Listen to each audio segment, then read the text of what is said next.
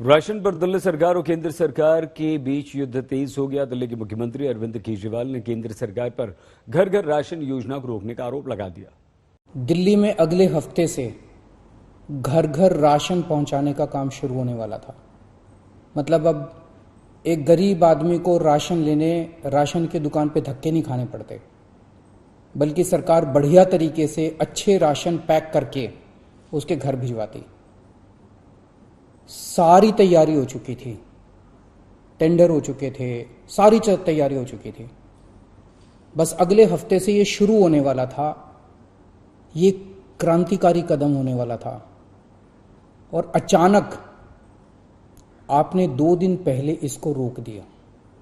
मैं बहुत स्पष्ट रूप से ये अरविंद केजरीवाल जी ने जो ड्रामा किया है और जो सच्चाई को आपसे छुपाने की कोशिश की है, उस सच्चाई को आपके सामने रखूंगा।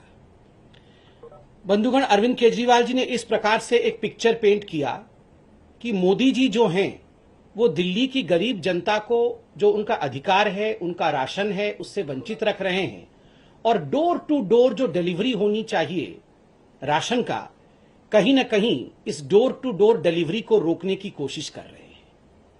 मित्रों, ऐसा नहीं है। आपने ये कह के हमारी स्कीम खारिज की है कि हमने केंद्र सरकार से इसकी अप्रूवल नहीं ली। ये हमने एक बार नहीं 5-5 बार आपका अप्रूवल लिया है सर। मार्च के महीने में हमारी योजना पे आपकी सरकार ने कुछ आपत्तियां लगाई, हमने आपके सारे ऑब्जेक्शन पूरे कर दिए।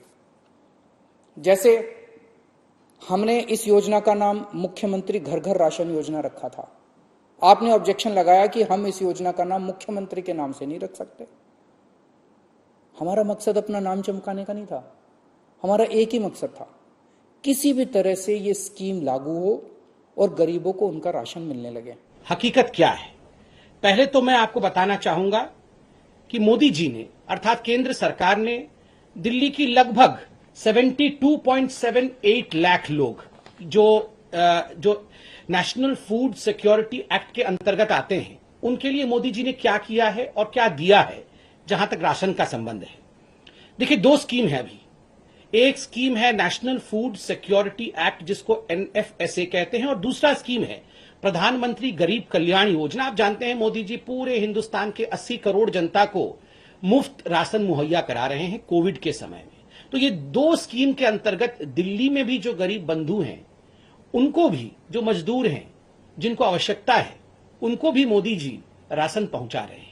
कितना राशन अभी तक पहुंचाया गया है और कितना पहुंचा है, इसका हिसाब किताब हम देंगे। और भी आपने जितने ऑब्जेक्शंस किए हमने सारे मान लिए। इस सब के बावजूद भी आप कहते हो हमने आपकी अप्रूवल नहीं ली। और कैसे अप्रूवल लेते हैं सर? अब और कैसे अप्रूवल लें? इस सब के बाद भी आपने ये स्कीम खारिज कर दी। क्यों सर? लोग पूछ रहे हैं, अगर इस देश में पिज्जा की होम डिलीवरी हो सकती है, बर्गर की होम डिलीवरी हो सकती है, स्मार्टफोन और कपड़ों की भी होम डिलीवरी हो सकती है, तो फिर गरीबों के घरों में राशन की होम डिलीवरी क्यों नहीं होनी चाहिए? सारा देश जानना चाहता है आपने ये स्कीम खारिज क्यों की सर? ये जो नेशनल फूड सिक्योरिटी एक्ट है, यह एक राष्ट्रीय स्कीम है, यह एक नेशनल स्कीम है।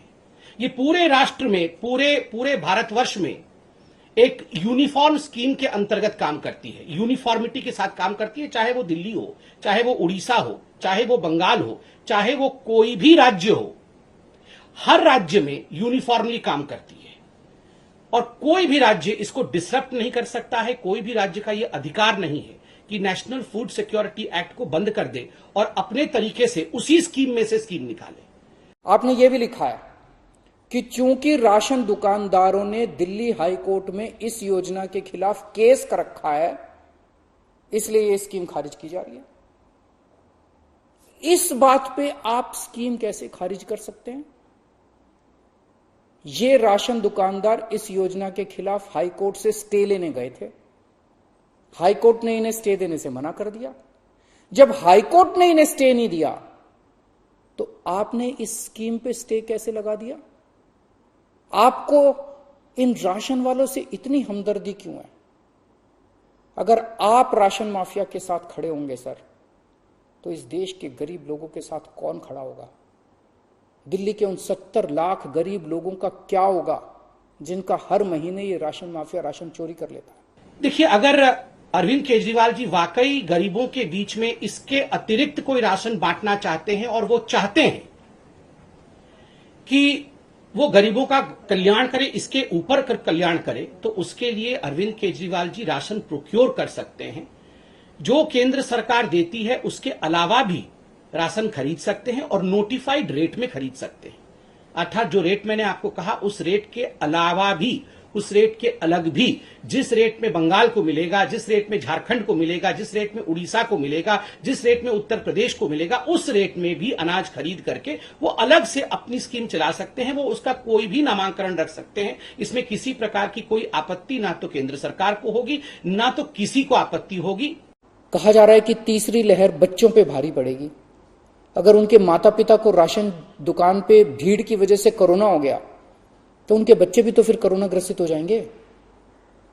मुझे तो लगता है सर कि कोरोना काल में केवल दिल्ली ही नहीं बल्कि पूरे देश में घर घर राशन योजना तक या घर घर तक राशन पहुंचाने की इस योजना को लागू कर देना चाहिए। ये दुकानें सुपर स्प्रेडर हैं।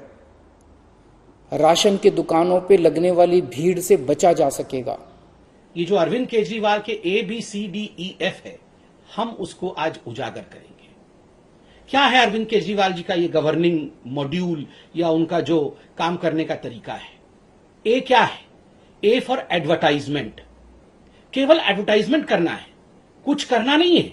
बी फॉर ब्लेम, हर चीज में मोदी जी आपने ऐसा कर दिया। सी फॉर क्रेडिट, हर चीज में क्रेडिट लेना है जी इनको, बस credit. D drama. E excuses, बहाने। हर चीज में आप बहाने देख लीजिए, हर चीज में बहाने देख लीजिए। और जब A for advertisement, B for blame, C for credit, D for drama और ई फॉर एक्सक्यूज होगा तो स्वाभाविक है F फॉर फेल्योर।